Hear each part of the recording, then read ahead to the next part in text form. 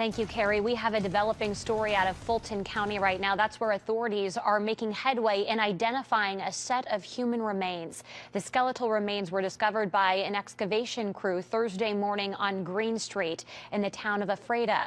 That's not far off of Route 29. An autopsy has determined the remains are from a female who was between the ages of 25 and 35 years old.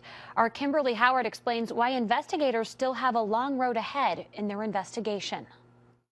The bones were discovered in a gravel pit just beyond those trees. Now, if you look over here, you can see that this road, which is Green Street, this dirt road, has been blocked off entirely. Authorities saying the scope of their investigation much larger than just one lot.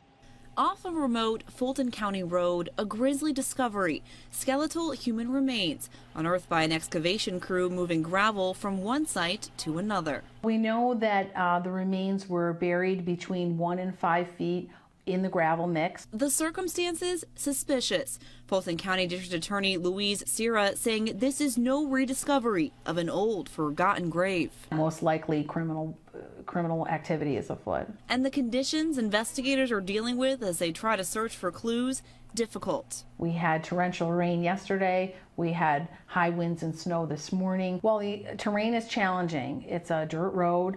The gravel pit is large. Plus, the crew that discovered the bones had already taken loads of gravel to a second location. So they've been going from A to B, A to B, A to B. It's possible, Sarah says, the remains have been scattered and damaged by the heavy machinery plugging away at the sites. Now investigators are relying on forensics to figure out who this person was and how they got here. We're hoping that we'll have the ability to do DNA analysis, as well as have a forensic odontologist examine the dental records of this particular individual. An autopsy will be able to determine if there is any damage, whether or not the damage occurred pre or post-mortem. It's clear that it's going to be a lengthy process.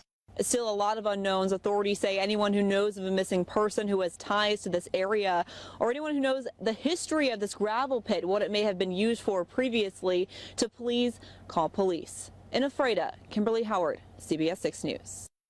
That autopsy has also confirmed the remains do not belong to Kelsu Ackerneck, who vanished in Fulton County in 2008. We'll be following all the developments on this and on all of tonight's stories, so be sure to catch us live on air and follow our updates on CBS6albany.com, as well as on Facebook and Twitter.